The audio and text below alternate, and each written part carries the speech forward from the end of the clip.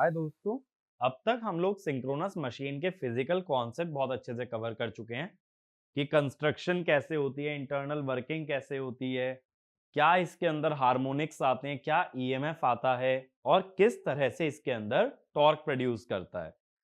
अब हमने आगे ये बोला था कि अब हम सर्किट की तरफ बढ़ेंगे तो सर्किट ड्रॉ करने की आगे आगे बात होगी और न्यूमेरिकल एनालिसिस की बात होगी सिंक्रोनस मशीन से रिलेटेड। ठीक है, तो आज का हमारा टॉपिक क्या है, इस वीडियो के अंदर हम क्या कवर करने वाले हैं, that is your voltage drop. अब भाई इसका क्या मीनिंग बनता है वोल्टेज ड्रॉप का, इस बात को समझने की कोशिश करना कि देखो सिंक्रोनस मशीन में ये जरूर पता लग चुका है कि ईएमएफ कितना प्रोड्यूस हो रहा है, बट क्या उतनी ही वोल्टेज बाहर मिल जाएगी? बाहर तो उतनी वोल्टेज नहीं मिल पाएगी। क्यों नहीं मिल पाएगी? क्योंकि मशीन के अंदर कुछ ना कुछ वोल्टेज के अंदर ड्रॉप आने वाला है। अब अगर मशीन के अंदर वोल्टेज ड्रॉप आने वाला है, that means terminal voltage will be less than EMF in case of generator and terminal voltage will be more than EMF in case of motor. जैसे डीसी मशीन में भी जानते हो, वीटी को जनरेटर में लिखते हो ईएमएफ माइनस आईएआरए और मोटर में लिखते हो ईएमएफ प्लस आईएआरए, क्योंकि वहां वोल्टेज ड्रॉप कौन सा होता है? आईएआरए। सेम वे में हम यहां बात कर रहे हैं कि क्या क्या वोल्टेज ड्रॉप आएंगे किसके बीच में? ईएमएफ और टर्मिनल वोल्टेज के बीच में। ठीक है, तो यहां मेनली तीन ड्रॉप की बात की जाती है। Drop due to armature resistance, जैसे डीसी मशीन में था I A R A. Drop due to leakage, ठीक है, जो कि ट्रांसफॉर्मर में था। और drop due to armature reaction. अब डीसी मशीन में आर्मेचर रिएक्शन को हमने क्वांटिफाई नहीं किया था। हमने ये बोला था आर्मेचर रिएक्शन का इफेक्ट डीमैग्नेटाइजिंग होता है, जिससे कि फ्लक्स कम हो जाता है और फ्लक्स कम हो जाने से ईएमएफ कम हो जाता है, यानी कि आउटपुट वोल्टेज भी कम हो जाती है। ऐसा हमने डीसी मशीन में बोला था। लेकिन यहां अमाउंट ऑफ आर्मेचर रिएक्शन की कितना उससे फर्क पड़ रहा है, कितना वोल्टेज में डिक्रीमेंट आ रहा है, ये भी डिराइव किया जाएगा। ठीक है, यहां सिर्फ ये नहीं बोल दोगे कि इसका इफेक्ट डीमैग्नेटाइजिंग है तो भाई फ्लक्स कम तो वोल्टेज कम, ऐसा नहीं, कितना कम ये भी देखना होगा। तो डीसी मशीन का जब सर्किट बनाया था उसमें आर्मेचर रिएक्शन का इंपैक्ट नहीं आया था। सर्किट में ड्रॉप सिर्फ ब्रश ड्रॉप आ जाता था या आईएआरए का ड्रॉप आ जाता था। यहां हम तीन ड्रॉप कंसीडर करेंगे: आर्मेचर रेजिस्टेंस, लीकेज और आर्मेचर रिएक्शन। ठीक है, तो इसमें लिख लेना the voltage drop in a synchronous machine is due to three reasons. Is due to three reasons. पहला आर्मेचर रेजिस्टेंस, दूसरा लीकेज और तीसरा आर्मेचर रिएक्शन। ठीक है, तो पहले ड्रॉप से शुरू कर रहे हैं। फर्स्ट लिख लो drop due to armature resistance. Drop due to armature resistance. अब देखो सिंपल सी बात है, जैसे डीसी मशीन था, अगर कॉपर वाइंडिंग में करंट फ्लो करता है जिसका रेजिस्टेंस आर है, तो उस वाइंडिंग में एक ड्रॉप बनेगा आई इंटू आर। ठीक है, और एक लॉस भी बनता है आई स्क्वायर आर, जिसको कॉपर लॉस कह देते हो। तो उसी आई आर ड्रॉप की बात कर रहे हैं, that is due to armature resistance. तो इसमें लिखना the stator winding is made of copper and it has a resistance Ra, and when current Ia flows through this winding, there is a voltage drop which is equal to IaRa। ठीक है, तो drop due to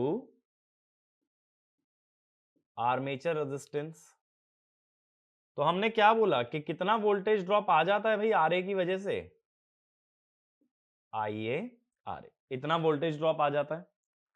अब question ये बनता है कि अगर हम लोगों को न्यूमेरिकली ये ड्रॉप निकालना है तो we must know the value of RA. अब याद करो डीसी मशीन में मैंने कंडक्टर की टर्म्स में तुम्हें आरए की वैल्यू डिराइव भी कराई थी, जब मैंने बोला था it is inversely proportional to the number of parallel path. तो क्वेश्चन ये है कि सिंक्रोनस मशीन में ये आरए निकलेगा कैसे। तो अब इसमें क्या आगे लिखना, methods to calculate armature resistance. तो इसमें लिखना Ra is measured by means of DC voltmeter ammeter method, in which we connect a DC supply across armature and measure the ratio of voltage and current across the winding। Winding में जो voltage और winding में जो current जा रहा है उसके ratio से क्या मिलना चाहिए, रेजिस्टेंस। तो इसके लिए एक डीसी सोर्स लगाएंगे, एक वोल्टमीटर वोल्टेज मेजर करने के लिए और एक एमीटर करंट मेजर करने के लिए। अब देखो यहां दो पॉसिबिलिटीज होती हैं कि जो हमारा स्टेटर है, जो आर्मेचर है, वो स्टार कनेक्टेड हो सकता है, स्टार कनेक्टेड वाइंडिंग, ठीक है ना। अगर स्टार कनेक्टेड वाइंडिंग होती है तो मैं एक बार स्टार कनेक्टेड वाइंडिंग बना देता हूं।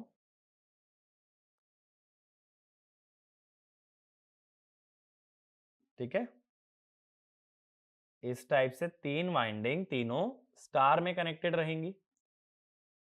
अब मेरे को एक एमीटर लगाना है, तो एमीटर एक वाइंडिंग के सीरीज में लगाया, और वोल्टमीटर हमेशा दो टर्मिनल के बीच में लगता है, तो ये लग गया अपना वोल्टमीटर। अब ये तीसरा टर्मिनल हमारा अनयूज्ड रह गया, यहां पे हमने लगा दी एक डीसी सप्लाई। अब देखो जो रेजिस्टेंस होता है, कोई भी थ्री फेज मशीन है उसकी इंपेडेंस हमेशा पर फेज गिवन होगी, ऐसा बोलने की जरूरत नहीं है। यानी अगर आरए बोला गया है 1 ओम, तो ये अंडरस्टूड है कि हर फेज का रेजिस्टेंस 1 ओम है, 1 ओम पर फेज लिखे चाहे ना लिखे। तो ये तीनों फेजेस का रेजिस्टेंस मैंने मान लिया आरए आरए आरए। अब देखो मान लो यहां V वोल्टेज है और I करंट जाता है। अब ये तीसरा टर्मिनल तो ओपन है, तो इधर तो 0 एंपियर जाएगा, तो ये जो I करंट है वो यहां से निकल जाएगा। अब अगर मैं कहूं मुझे ये बताओ भाई यहां पे वोल्टेज V कितनी है, लगाओ जरा KVL लगाओ। क्या लिखोगे, V equal to IRA plus IRA, तो V by I equal to 2RA। ठीक है, यानी कि अगर वोल्टमीटर और एमीटर रीडिंग का रेशो ले लो तो कितना आ रहा है, 2RA। तो एक्चुअल में क्या होता है, जब मेजरमेंट के अंदर यही मेथड पढ़ते हो तो हम ऐसी एक टर्म डिफाइन करते हैं, मेजर्ड रेजिस्टेंस।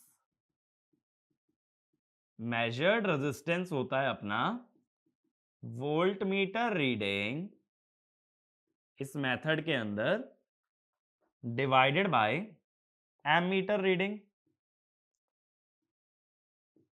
ठीक है, voltmeter reading upon ammeter reading, V by I, तो ये आएगा 2RA। तो इसको हम RM लिख देते हैं। तो RM कितना बना भाई, 2RA बना। इसका मतलब अगर आर्मेचर का रेजिस्टेंस पता करना है तो जो भी रेजिस्टेंस मेजर होके आया है उसको हाफ कर लो, तो ये हो जाता है armature resistance in a star connected winding, या ये कह दो half of voltmeter reading upon ammeter reading. अब ऐसा याद रखना क्यों जरूरी है, कई बार किसी क्वेश्चन में हो सकता है आरए डायरेक्टली ना दे, वो इसके बदले तुम्हें क्या दे दे कि भाई एक स्टार कनेक्टेड वाइंडिंग में वोल्टमीटर और एमीटर की रीडिंग इतनी इतनी आई है। अब तुमसे कुछ क्वांटिटी पूछ ले, अब तुमसे कुछ भी पूछेगा तो तुम्हें आरए की जरूरत पड़ेगी, तो तुम क्या कहोगे कि वोल्टमीटर और एमीटर की रीडिंग के रेशो का हाफ लेना पड़ता है। या ऐसा भी क्वेश्चन दे सकता है, the resistance measured between two terminals of a star connected winding is 2 ओम, तो तुम कहोगे आरए मस्ट बी 1 ओम। जो रेजिस्टेंस मेजर किया जा रहा है उसका हाफ लेंगे। और ये कॉन्सेप्ट सिंक्रोनस तक ही नहीं, इसको इंडक्शन में भी लेके जाना। अगर इंडक्शन में भी बोल दे स्टार कनेक्टेड वाइंडिंग के दो टर्मिनल्स के बीच का रेजिस्टेंस है, तो यानी पर फेज रेजिस्टेंस उससे आधा होगा। अब दूसरी पॉसिबिलिटी क्या बनती है अपनी, दूसरी बनती है डेल्टा कनेक्टेड वाइंडिंग। ठीक है, अब डेल्टा कनेक्टेड वाइंडिंग अगर एक पॉसिबिलिटी बन रही है तो मैं डेल्टा वाली वाइंडिंग ड्रॉ कर लेता हूं। ठीक है, ये एक फेज की वाइंडिंग हो गई। अब ये दूसरे फेज की वाइंडिंग मैंने बना लिया और ये तीसरे फेज की वाइंडिंग बन गई। ठीक है, अब इसके अंदर तुम्हें करंट मेजरमेंट के लिए एक एमीटर लगाना पड़ गया और वोल्टेज मेजरमेंट के लिए एक वोल्टमीटर लगाना पड़ गया। ठीक है, और ये तीसरा टर्मिनल पहले की तरह खुला छोड़ दिया गया। अब अगेन देखो होगा क्या कि तीनों फेजेस का रेजिस्टेंस होगा R A R A R A, और इधर हमने लगा रखी है एक डीसी सप्लाई। अब ये वोल्ट मीटर रीडिंग तो V होगी, एमीटर रीडिंग होगी I। जब इधर 0 एम्पियर करंट जाएगा तो इस RA में अगर करंट I1 आया तो I1 ही इधर जाएगा। ठीक है, तो ये दोनों किस में आ गए? ये दोनों आ गए सीरीज में। जब दोनों में सेम करंट है तो ये कनेक्शन है सीरीज। अब मुझे ये बता सकते हो यहां पे वोल्ट मीटर रीडिंग और एमीटर रीडिंग का रेशियो कैसे लोगे? देखो ये RA है, ये दोनों सीरीज में है तो ये 2RA है, तो I क्या होगा? V by RA plus V by 2RA। ये जो 2RA का रेजिस्टेंस बनेगा ये RA के पैरेलल आ जाएगा, तो दोनों की वोल्टेज सेम होगी। तो V by I is 2RA by 3। एक बार V बाय I मिल गया तो यही तो मेजर्ड रेजिस्टेंस होता है, तो RM क्या हो गया? 2/3 RA, और RA क्या हो गया? 3/2 RM। अब देखो इस कॉन्सेप्ट को यूटिलाइज करने के लिए क्वेश्चन में ये बहुत केयरफुली रीड करना जरूरी है कि मशीन स्टार कनेक्टेड है या डेल्टा कनेक्टेड है। स्टार कनेक्टेड होगी तो मेजर्ड रेजिस्टेंस का हाफ कर लोगे, और डेल्टा कनेक्टेड है तो 1.5 टाइम्स कर लोगे। तो डिपेंडिंग अपॉन कनेक्शन तुम्हें ये चीज को मैनिपुलेट करना पड़ेगा। क्वेश्चन में बहुत जगह ऐसा हो सकता है कि मेजर्ड रेजिस्टेंस दे जिससे आरए को तुम खुद निकालो। अब दूसरी बात देखो क्या होता है, 90% से भी ज्यादा क्वेश्चन में मशीन स्टार कनेक्टेड होती है। एक आधा क्वेश्चन बीच में कभी ऐसा आता है जिसमें कि मशीन डेल्टा कनेक्टेड बन जाए। अगर मशीन डेल्टा कनेक्टेड दे रखी है तो हमारा कॉन्सेप्ट थोड़ा सा चेंज हो जाएगा। इसी कारण से क्या करना है हमेशा कि इस चीज के लिए केयरफुल रहना है कि मशीन का कनेक्शन क्या है। स्टार है तो अलग फॉर्मूला, डेल्टा है तो अलग फॉर्मूला, और कोई भी क्वेश्चन रीड करते वक्त कनेक्शन को जरूर हाईलाइट कर लेना कि भाई कनेक्शन गिवन क्या है। बहुत बार क्या होता है स्टार स्टार के क्वेश्चन सॉल्व करते करते इतनी आदत पड़ जाती है कि डेल्टा हमें दिखता ही नहीं है, और डेल्टा अगर दिखेगा नहीं तो वैसे भी क्वेश्चन गलत हो जाना है। अब लेकिन देखो इस मेथड का ड्रॉबैक क्या है कि यहां हमने मेजर्ड किया है रेजिस्टेंस को डीसी सप्लाई से, लेकिन प्रैक्टिकली सिंक्रोनस मशीन तो एसी पे चलेगी, तो एसी रेजिस्टेंस डीसी रेजिस्टेंस के बराबर नहीं आता। तो क्वेश्चन ये आना चाहिए ठीक है भाई बराबर नहीं आता तो एसी ही क्यों नहीं लगा लिया, डीसी लगाने की क्या जरूरत थी? दिक्कत यह है अगर एसी लगा लिया होता तो एसी में इंडक्टेंस को इग्नोर नहीं कर पाते, तब V और I का रेशियो क्या आता? इंपिडेंस आता। चाहिए क्या था? रेजिस्टेंस। अगर इंडक्टेंस के और कैपेसिटेंस के इफेक्ट को किसी भी सर्किट में नलीफाई करना है तो we have to make use of DC. तो एक क्वेश्चन बना के लिख लो, why DC supply is use to measure RA। तो इसमें लिखना सोल्यूशन लिखो, if AC supply is used then ratio of voltage and current gives the impedance and not only the resistance, so we make use of DC supply to remove the effect of inductance and measure only resistance। ठीक है, अब बात यह आती है कि मैंने ये बोला AC और DC रेजिस्टेंस अलग अलग होते हैं, उसका क्या रीजन है कि एसी सप्लाई पे रेजिस्टेंस बदल जाता है। तो इसमें अगला क्वेश्चन ऐसे ही लिख लो, why AC and DC resistances are different. ठीक है, इसका सिंपल सा आंसर जो कि बहुत लोग मेरे हिसाब से ऑलरेडी जानते भी होंगे, that is due to skin effect. तो इसमें लिख लेना ड्यू टू स्किन इफेक्ट। तो पहले ये समझते हैं स्किन इफेक्ट होता क्या है।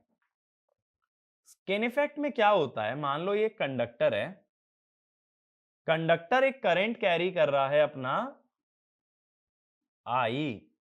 तो अगर ये करंट एसी है तो ये जो आई करंट है ये पूरे में कंडक्टर में स्प्रेड नहीं रहता है, ये कंडक्टर के सिर्फ बाहरी हिस्से में रहता है। ठीक है, ये जो करंट है ये सिर्फ बाहर बाहर फ्लो करता है। अगर ये सिर्फ बाहर फ्लो करेगा तो करंट को एरिया कम प्रोवाइड हो रहा है। करंट को अगर एरिया कम प्रोवाइड हो रहा है then what does that mean कि इफ, ऐसे लिख लेना, if current flows only near the surface of the conductor then effective cross sectional area offered to the current is reduced, due to which the resistance offered to the current increases। ठीक है, तो resistance बढ़ जाएगा अगर वो कम area से flow करने लगे। और यही चीज होती है कि AC resistance is more than DC resistance. तो इसमें लिखना in skin effect the resistance due to AC supply is greater than the resistance due to DC supply because the current flows near the surface or skin of the conductor। ठीक है, तो ये clear है skin effect क्यों बोल रहा हूं, conductor के स्किन या सरफेस के पास करंट फ्लो कर रहा है, इसीलिए स्किन इफेक्ट। अब बात यह आती है कि स्किन इफेक्ट आता क्यों है, वाई।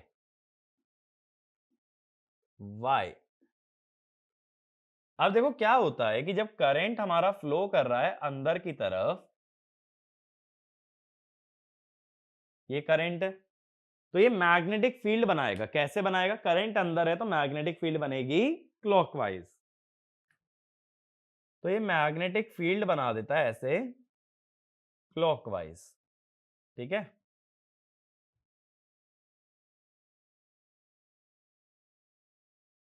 अब अगर करंट चेंजिंग है टाइम के साथ, I is a function of t, then h is also a function of t। अलग फंक्शन होगा लेकिन टाइम का फंक्शन तो होगा। That means h varies with time।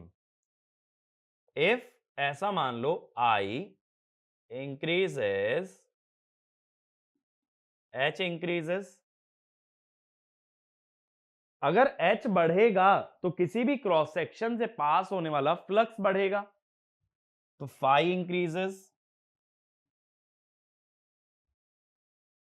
अगर फाई फंक्शन ऑफ टाइम हो गया, फाई टाइम के साथ चेंज हो रहा है, तो EMF is induced that tries to maintain flux constant.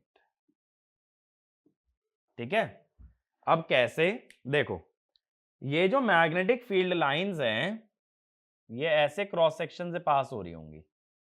ये जो मैंने एरिया बनाया ना, ये मैं सोचना 2 डायमेंशनल है। जैसे मान लो मैग्नेटिक फील्ड लाइन ऐसे हैं, समझ रहे हो सर्कल जो मैं ड्रॉ कर रहा हूं, तो मैं एरिया ऐसे ले रहा हूं, तो मैग्नेटिक फील्ड इस एरिया को कट कर रही है, यानी एरिया अंदर की तरफ ले रहा हूं ऐसे फ्लैट। ठीक है, क्योंकि ये जो सिलेंडर है ये अंदर की तरफ होगा ना, ऐसे इस टाइप से होगा, तो एरिया मैंने अंदर की तरफ लिया। अब ईएमएफ ऐसा इंड्यूस होना चाहिए जो इसको अपोज करे। अपोज करने के लिए ये लाल वाली लूप की मैग्नेटिक फील्ड कैसे आए, लेफ्ट में आए, तो इसका करंट कैसे बने, क्लॉकवाइज। ये बात समझ रहे हो, लाल वाली जो लूप है इसकी मैग्नेटिक फील्ड लेफ्ट में आनी चाहिए, तो इसका करंट क्लॉकवाइज बने। तो कैसे बने, ऐसे,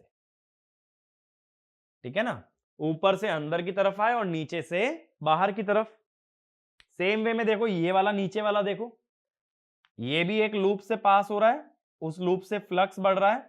फ्लक्स को कम करने के लिए क्या करना पड़ेगा कि इसकी मैग्नेटिक फील्ड लाल वाले की राइट में आए, राइट में आए तो पीछे से ऊपर और आगे से नीचे, पीछे से ऊपर आगे से नीचे। और ये अब देखो जो ऊपर वाला करंट है ये अंदर जा रहा है तो क्रॉस, नीचे वाला करंट बाहर आ रहा है तो डॉट। ऊपर वाला करंट बाहर आ रहा है तो डॉट, नीचे वाला करंट अंदर जा रहा है तो क्रॉस। इस टाइप से एडी करंट फॉर्म हो जाते हैं। अब ये जो अंदर वाले डॉट हैं वो इस क्रॉस को काट देंगे और बाहर वाले जो क्रॉस हैं वो इस क्रॉस के साथ ऐड हो जाएंगे। क्रॉस और क्रॉस ऐड हो गया तो करंट बढ़ गया, क्रॉस और डॉट कट गया तो करंट घट गया। तो इसका मतलब क्या हुआ कि अंदर करंट कम हो जाता है क्रॉस और डॉट कैंसिल होने से, और बाहर क्रॉस और क्रॉस ऐड होने से करंट बढ़ जाता है। और यही चीज मैंने बोली है, ज्यादातर करंट कहां फ्लो करता है, बाहर की तरफ, ठीक है। तो इसमें हमने क्या बोला कि ईएमएफ ऐसा इंड्यूस होगा जो कि फ्लक्स को कांस्टेंट करने की कोशिश करेगा, यानी कि H due to eddy current, ये एडी करेंट ही मान लो, opposes H due to conductor current. Conductor current की वजह से जो भी H बन रहा है उससे अपोजिट डायरेक्शन में ही H आएगा एडी करंट का। तो करंट अगर ऐसे इंड्यूस हो गए तो क्या होगा कि करंट अंदर की तरफ तो आपस में कैंसिल हो जाएंगे और बाहर की तरफ करंट ऐड हो जाएंगे। तो जहां ऐड होंगे वहीं करंट ज्यादा फ्लो करता है, that is called as the skin effect. ऐसा होने के कारण देखो क्या होता है कि आर्मेचर रेजिस्टेंस एसी का जो होता है वो 1.2 से लेके 1.3 टाइम्स तक होता है डीसी रेजिस्टेंस, लेकिन ये 50 हर्ट्ज पे चलता है। और आर्मेचर रेजिस्टेंस जो एसी का है वो 1.6 टाइम्स डीसी रेजिस्टेंस होता है for high frequency. High frequency पे 1.6 टाइम्स और कम फ्रीक्वेंसी पे 1.2 से 1.3 टाइम्स। तो ये जनरल लॉजिक होता है हमारा स्किन इफेक्ट का, ठीक है।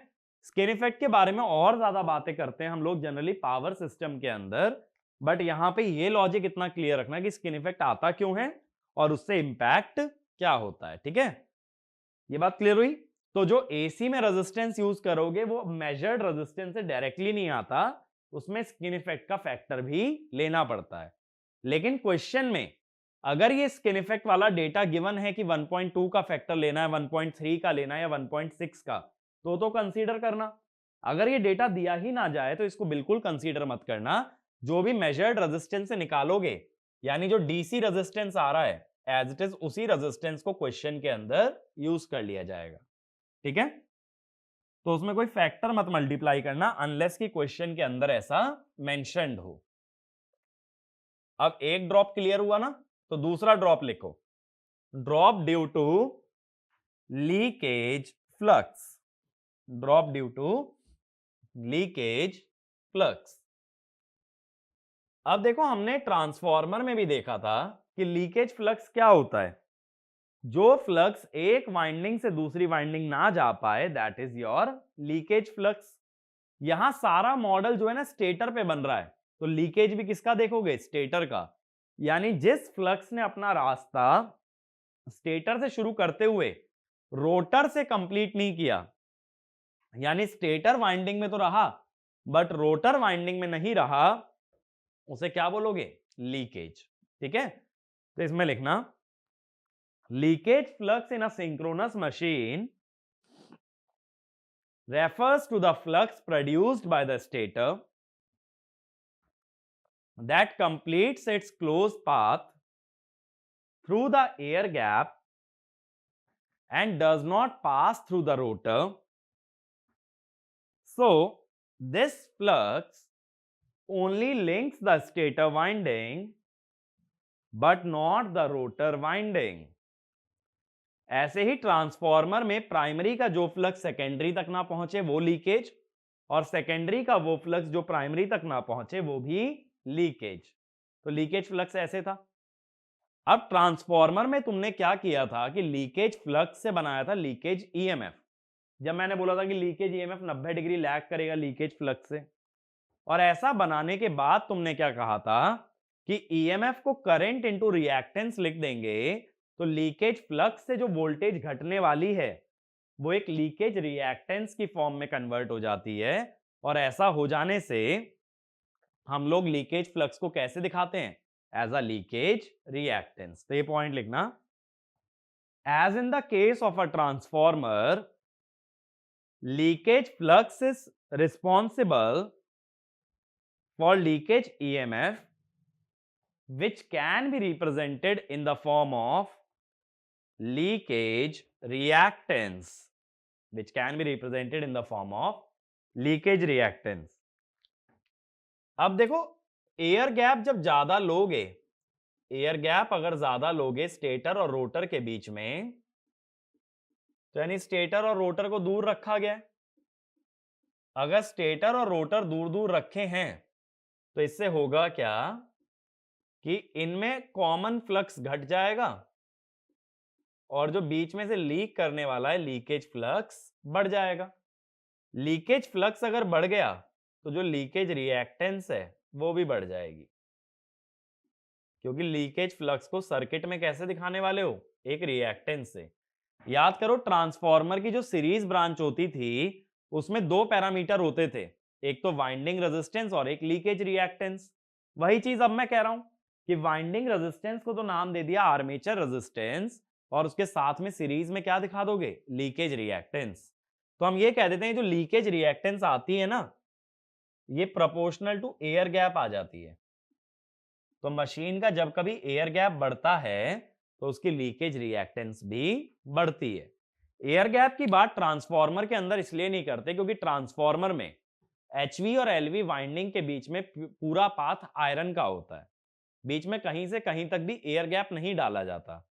लेकिन वहीं सिंक्रोनस मशीन या रोटेटिंग मशीन में एयर गैप होना बहुत ज्यादा जरूरी है, वरना रोटर स्मूथली नहीं रोटेट कर पाएगा। तो जो फ्लक्स एयर गैप से चला गया, एक हिस्से से दूसरे हिस्से नहीं पहुंचा, that is your leakage flux. Simple, ठीक है।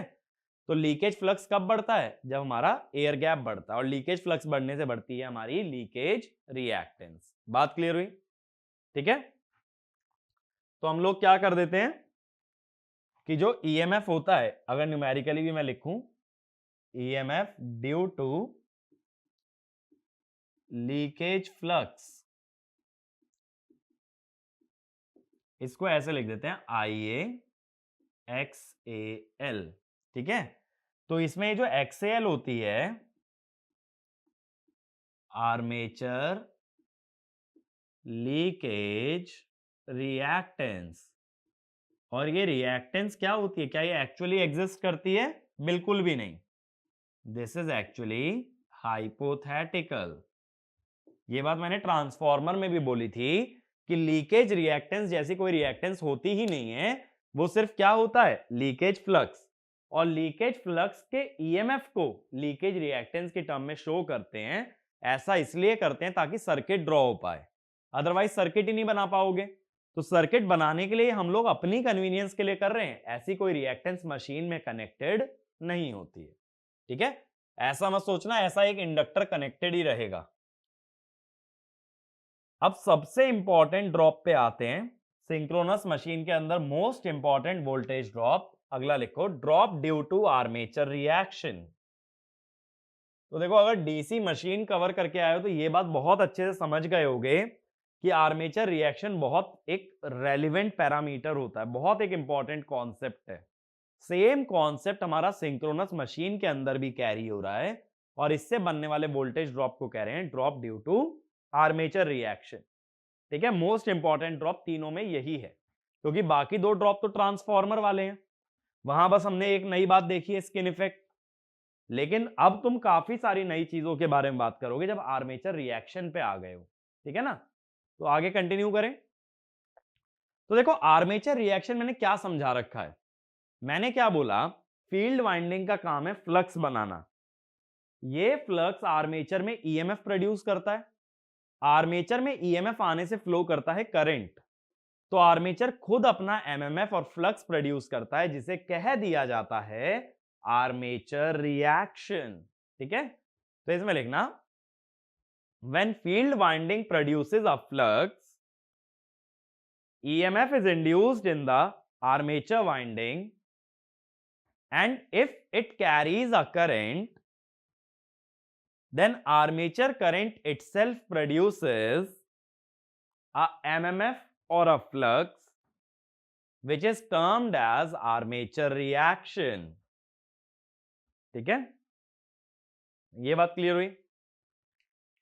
अब देखो क्या होता है, जो आर्मेचर रिएक्शन होता है सिंक्रोनस मशीन के अंदर, ये काफी हद तक डिपेंड करता है पावर फैक्टर पे। तो अगला पॉइंट ये लिखना, the nature of armature reaction is dependent on the power factor of the load. ठीक है, अब देखो कैसे। सबसे पहले बात करते हैं रेजिस्टिव लोड यानी यूनिटी पावर फैक्टर। अब देखो यहां जो फेजर डायग्राम हम बनाएंगे, दो केसेस के लिए बनाऊंगा हमेशा। एक तो जनरेटर, ठीक है, और दूसरा डायग्राम मोटर। अब देखो सबसे पहले क्या करो, फील्ड वाइंडिंग का फ्लक्स ले लो। रोटर का फ्लक्स जहां होता है, पोल्स का फ्लक्स जहां होता है, वो होती है डी एक्सिस। इससे 90 डिग्री लैगिंग हमेशा आता है ईएमएफ। ठीक है, ये मैंने लास्ट वीडियो में भी बताया था, जो टॉर्क वाली वीडियो थी, कि 90 डिग्री इलेक्ट्रिकल लैग करेगा हमेशा ईएमएफ बिहाइंड द फ्लक्स। और इस एक्सिस को हम कह देते हैं क्यू एक्सिस। ठीक है, अब अगर ये यूनिटी पावर फैक्टर है तो करंट ईएमएफ के सेम फेज में आ जाता है IA। ठीक है, अब ये मत सोचना IA छोटा कैसे है, ये वोल्टेज है, ये करंट है, लेंथ कंपेयर नहीं हो सकती वोल्ट और एम्पियर की। तुम्हारी मर्जी है, तुम लंबा भी बना सकते हो। अब IA के सेम फेज में आएगा आर्मेचर का फ्लक्स, जिसे कह दिया आर्मेचर रिएक्शन। अब हम क्या जानते हैं, फील्ड और आर्मेचर दोनों का फ्लक्स मिलके क्या बनाता है, रिजल्टेंट, जिसको एयर गैप फ्लक्स भी कह सकते हो। अब फील्ड वाइंडिंग के करंट को ना एक्साइटेशन कहते हैं, तो इसको एयर गैप एक्साइटेशन फ्लक्स भी कह सकते हो। एक्साइटेशन माने फील्ड करंट। अब देखो आर्मेचर का जो फ्लक्स है वो इसके परपेंडिकुलर है। ऐसा हमने डीसी मशीन में भी देखा था। परपेंडिकुलर केस को कहते हैं क्रॉस मैग्नेटाइजिंग। ठीक है, तो तुम ये कह सकते हो armature reaction is cross magnetising in nature.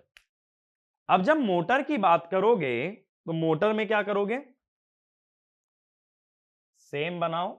ये हो गया फील्ड वाइंडिंग का फ्लक्स, किस एक्सिस के अलोंग होगा, डी एक्सिस। इससे 90 डिग्री लैगिंग क्या होगा, ईएमएफ।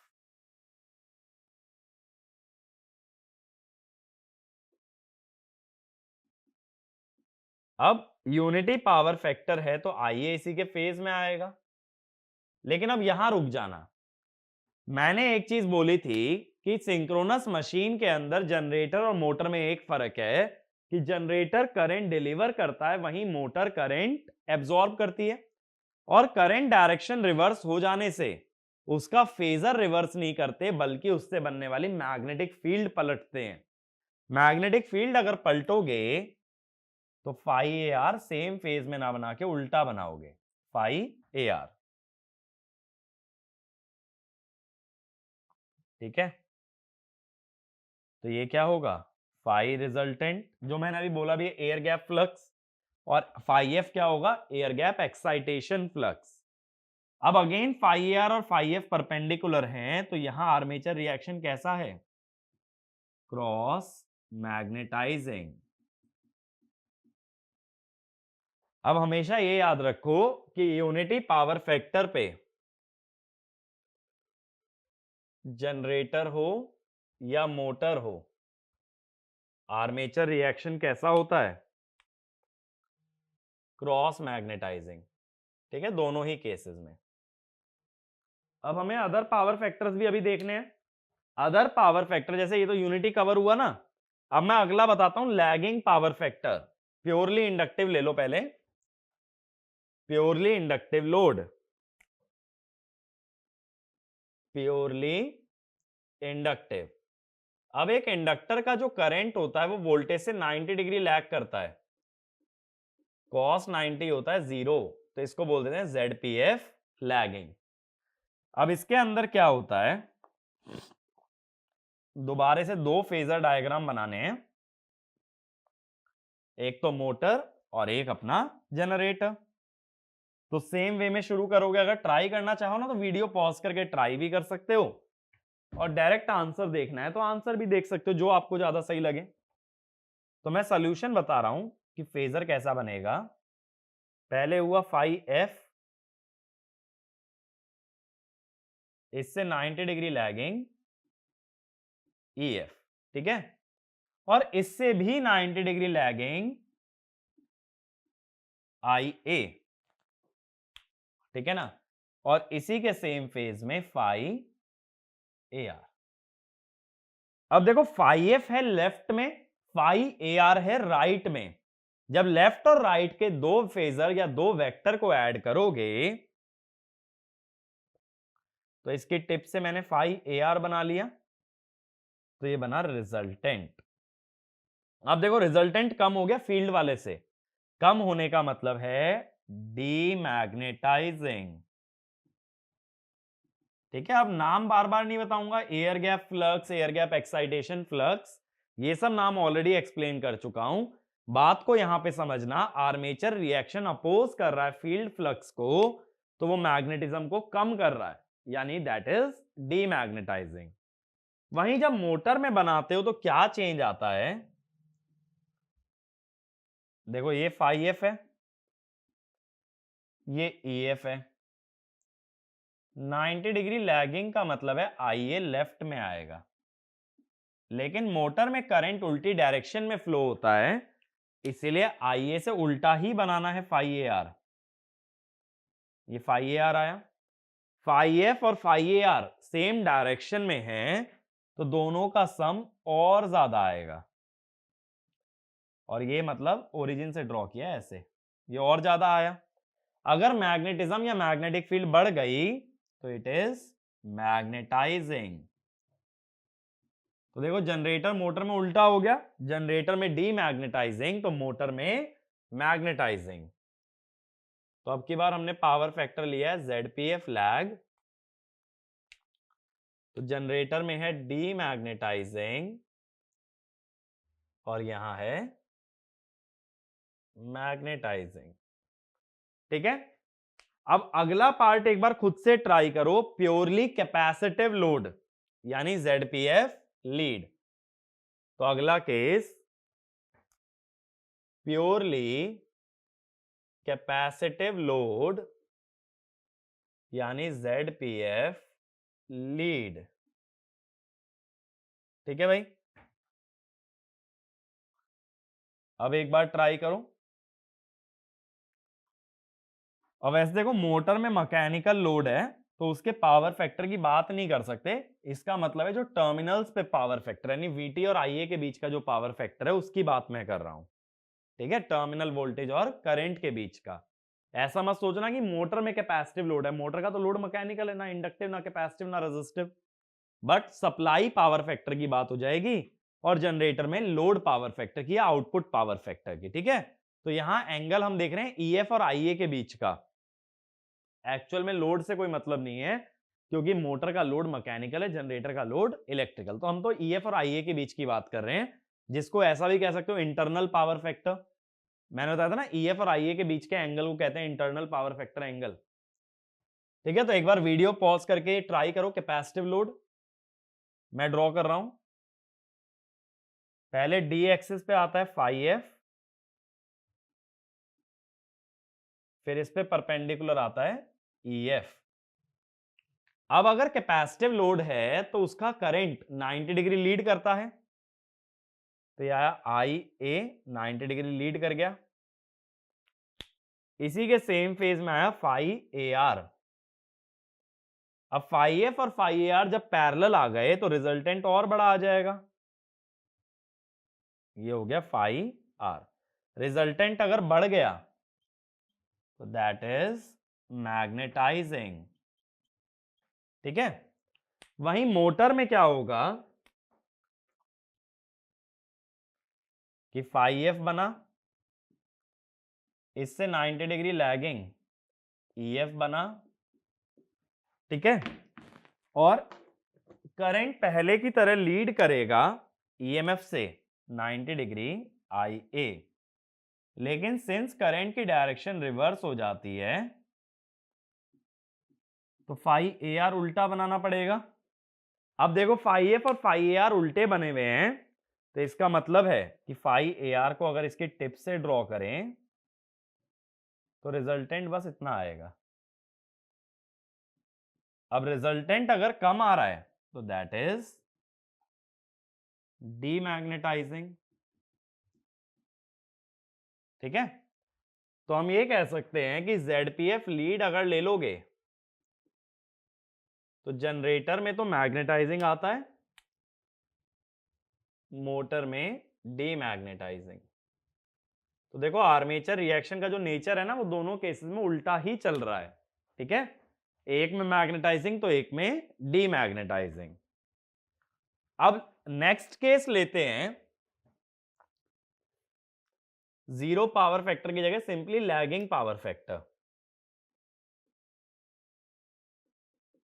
ठीक है, कि कोई भी लैगिंग पावर फैक्टर है, नॉट नेसेसरीली जीरो। फिर से हमें दो फेजर की बात करनी है, एक तो फाई एफ और एक फाई ए आर। अगेन देखो, जैसे मैंने लास्ट वीडियो में बताया था कि सिंक्रोनस में स्पेस और टाइम रिलेटेड होते हैं, तो यहां फेजर और वेक्टर सब एक साथ बनते हैं।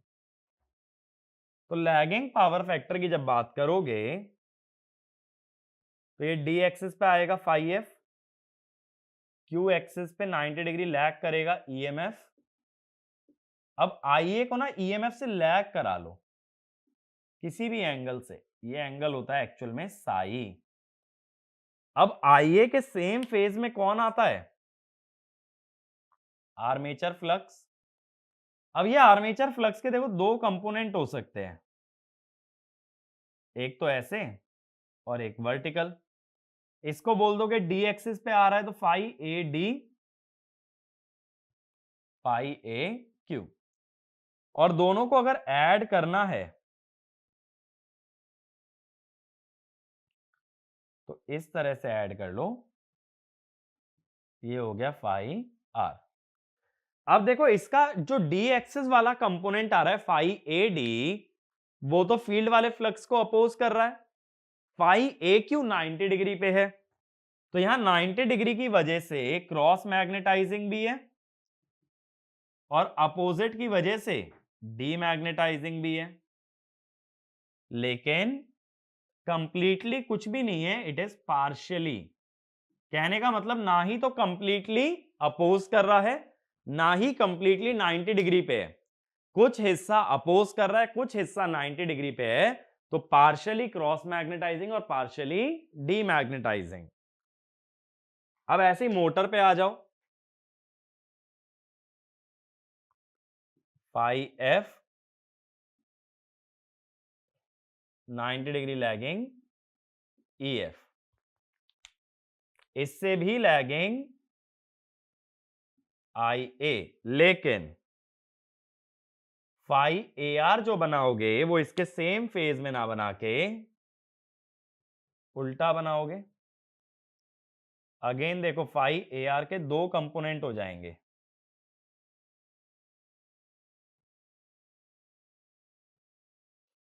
एक तो ये जो डी एक्सिस पे आ रहा है, एक तो ये जो क्यू एक्सिस पे आ रहा है। जब ये दो कंपोनेंट हो जाते हैं तो रिजल्टेंट आर्मेचर रिएक्शन और फील्ड वाइंडिंग वाले को ऐड करके आ जाता है फाई आर। अब देखो डी एक्सिस वाला तो फील्ड वाइंडिंग वाले के पैरेलल आ रहा है, क्यू एक्सिस वाला परपेंडिकुलर आ रहा है। पैरेलल आने का मतलब मैग्नेटाइजिंग और परपेंडिकुलर माने क्रॉस मैग्नेटाइजिंग, माने कुछ हिस्सा मैग्नेटाइजिंग तो कुछ हिस्सा क्रॉस मैग्नेटाइजिंग, तो दोनों क्या है पार्शियली, फुली ना क्रॉस ना ही मैग्नेटाइजिंग। तो जनरली लैगिंग पावर फैक्टर पे क्या हुआ, जनरेटर में क्रॉस प्लस डीमैग्नेटाइजिंग, मोटर में क्रॉस प्लस मैग्नेटाइजिंग। ठीक है, तो अगर कंप्लीटली 90 डिग्री पे ना जाए तो उसमें मैग्नेटाइजिंग डीमैग्नेटाइजिंग इफेक्ट भी होता है, साथ साथ क्रॉस मैग्नेटाइजिंग इफेक्ट भी होता है। लास्ट केस हम लोग देख रहे हैं, लास्ट केस अपना बनता है लीडिंग पावर फैक्टर। अब देखो ना तो पावर फैक्टर यूनिटी है ना ही जीरो है, कोई इंटरमीडिएट पावर फैक्टर है।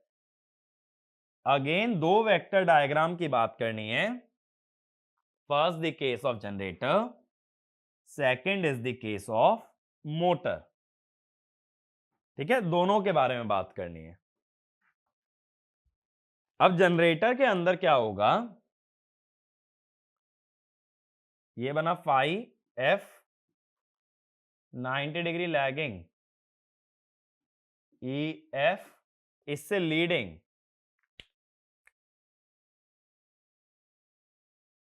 आई ए कितने एंगल पे साई, इसके सेम फेज में फाई ए आर जिसका एक कंपोनेंट डी एक्सिस पे एक कंपोनेंट क्यू एक्सिस पे, और दोनों को अगर ऐड करना है तो ये हो गया फाई आर। अब देखो डी एक्सिस वाला पैरेलल है तो मैग्नेटाइजिंग,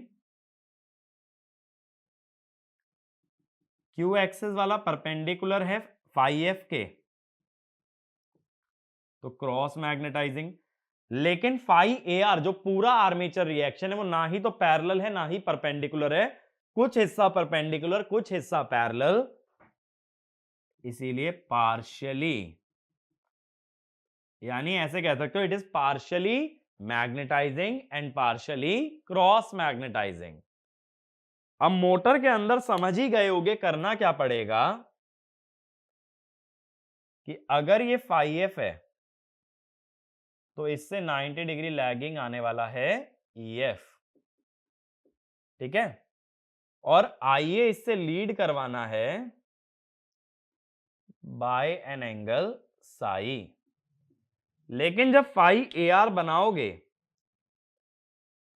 तो वो अपोजिट बनाओगे फाई ए आर। तो दो कंपोनेंट बनेंगे phi A Q phi A D, और दोनों को ऐड करना है तो ये फाई आर। अब लेकिन देखो इसमें जो डी एक्सिस वाला है वो अपोज कर रहा है फाई एफ को, तो ये हुआ डीमैग्नेटाइजिंग, क्यू वाला परपेंडिकुलर आ रहा है तो क्रॉस मैग्नेटाइजिंग, और अगेन कंप्लीटली कुछ भी नहीं है तो partially, partially demagnetising and partially cross magnetising. तो जब जनरली लीडिंग पावर फैक्टर लिया जाता है तो ये क्या होगा, क्रॉस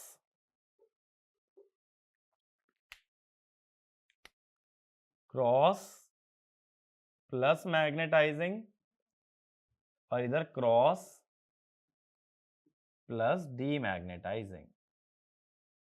ठीक है, तो ये सारी पॉसिबिलिटी बनती है आर्मेचर रिएक्शन की, यानी ये किस पे डिपेंड करता है, नेचर ऑफ आर्मेचर रिएक्शन, ये पावर फैक्टर पे डिपेंड करता है। तो मशीन का जैसा पावर फैक्टर होगा उस हिसाब से आर्मेचर रिएक्शन फ्लक्स को बढ़ा भी सकता है और कम भी कर सकता है। तो ये वाला पॉइंट लिख लेना, the nature of armature reaction is dependent on power factor of operation। ठीक है, is dependent on power factor of operation. बात क्लियर हुई? ठीक है, अब देखो इसमें भी क्या करते हैं, जो आर्मेचर रिएक्शन है इसका फ्लक्स आईए के सेम फेज में है, तो लीकेज वाले का भी जो फ्लक्स होता है वो आईए के सेम फेज में होता है। इसीलिए सर्किट डायग्राम में क्या कर देते हैं कि जैसे लीकेज वाले को एक रिएक्टेंस बना दिया था, ऐसे ही आर्मेचर रिएक्शन को भी एक रिएक्टेंस बना देते हैं। लेकिन ये सब बातें आगे की हैं, आगे हम लोग इन सब बारे में बात करेंगे कि आर्मेचर रिएक्शन का होता क्या है, बट बेसिक आइडिया दे दे रहा हूं। लीकेज फ्लक्स और आर्मेचर रिएक्शन दोनों आईए के सेम फेज में होते हैं, इसलिए लीकेज की तरह आर्मेचर रिएक्शन को भी एक रिएक्टेंस बना दिया जाता है। ठीक है, अब एक पॉइंट और लिखो, in salient pole machine the air gap is non uniform, so the reluctance offered to armature flux depends whether armature flux lies along d axis or q axis, whether armature current lies along d axis or q axis. So we cannot model armature reaction as a reactance. ठीक है, कहने का मतलब क्या हुआ, देखो reactance कैसे बनाते हो या इंडक्टेंस कैसे बनाते हो, एन स्क्वायर बाय रिलक्टेंस। लेकिन अगर आर्मेचर रिएक्शन को मिलने वाली रिलक्टेंस ही फिक्स नहीं है तो इंडक्टेंस भी फिक्स नहीं होगी। इंडक्टेंस अगर फिक्स नहीं होगी तो तुम रिएक्टेंस बना ही नहीं सकते। ठीक है, ये चीज जब सेलिएंट पोल पढ़ेंगे ना तो अच्छे से समझ आएगा। इसको टू रिएक्शन थ्योरी के नाम से जानते हैं। ये सब थ्योरी की जरूरत क्यों पड़ी, ये सब सेलिएंट पोल में बात करेंगे, बट बेसिक सी बात अभी समझो। अगर तुम आर्मेचर रिएक्शन का एयर गैप फिक्स नहीं कर सकते तो रिलक्टेंस फिक्स नहीं है, रिलक्टेंस फिक्स नहीं है तो इंडक्टेंस भी फिक्स नहीं है। इसीलिए सेलिएंट पोल में इंडक्टेंस या आर्मेचर रिएक्टेंस नहीं बना पाते हैं। ठीक है, ये मेरी बात क्लियर हुई? इस पे एक छोटा सा क्वेश्चन लिखो जिसका सॉल्यूशन मैं अगले वीडियो में बताऊंगा। A synchronous motor connected to a bus bar at no load. A synchronous motor connected to a bus bar at no load. The air gap flux was found to be 25 milliweber. ठीक है, full stop. Now when the supply is disconnected, keeping the same field excitation, the air gap flux becomes 20 milliweber. What is the no load power factor of the motor? What is the no load power factor? Nature लिख लो of the motor. ठीक है, तो इस question का solution हम discuss करेंगे। इसमें बस तुम्हें lagging, leading, unity power factor ऐसा कुछ बताना है कि किस तरह का पावर फैक्टर बनेगा इन द केस ऑफ मोटर। तो एक क्वेश्चन को सोच के एनालाइज करके रखना। तो अगर मैं इस लेक्चर को समराइज करूं तो हमने तीन तरह के वोल्टेज ड्रॉप देखे। आईआर वाला आर्मेचर रेजिस्टेंस, जिसमें मैंने स्किन इफेक्ट के बारे में डिस्कस किया। फिर हमने लीकेज की बात की कि ट्रांसफार्मर की तरह होता है, लीकेज रिएक्टेंस बनती है। फिर आर्मेचर रिएक्शन की बात की जिसका नेचर हमने देखा पावर फैक्टर पे डिपेंड करता है, और ये टेबल हमें मिली थी। ठीक है, अब अगले लेक्चर में हम लोग क्या करेंगे, पहले तो इस क्वेश्चन का सॉल्यूशन देखेंगे जो मैं देके जा रहा हूं, और अगले लेक्चर के अंदर हम ये देखेंगे कि इक्विवेलेंट सर्किट कैसे बनता है सिंक्रोनस मशीन का। अब हमें ये पता है ईएमएफ और टर्मिनल वोल्टेज के बीच में क्या क्या डिफरेंसेस आने वाले हैं, और अब आगे जितनी भी बात चलेगी सिलेंड्रिकल रोटर के बारे में बात चलेगी। यहां तक चीजें सेम है दोनों के अंदर, लेकिन अब मैं आगे सिर्फ सिलेंड्रिकल रोटर की बात करूंगा, और इस टॉपिक के लास्ट में जाते हुए हम सेलिएंट पोल को भी स्टडी करेंगे। ठीक है, तो इस लेक्चर को यहीं वाइंड अप करते हैं। जल्दी ही मिलते हैं नेक्स्ट लेक्चर के अंदर और आगे की बातें डिस्कस करते हैं। Thank you.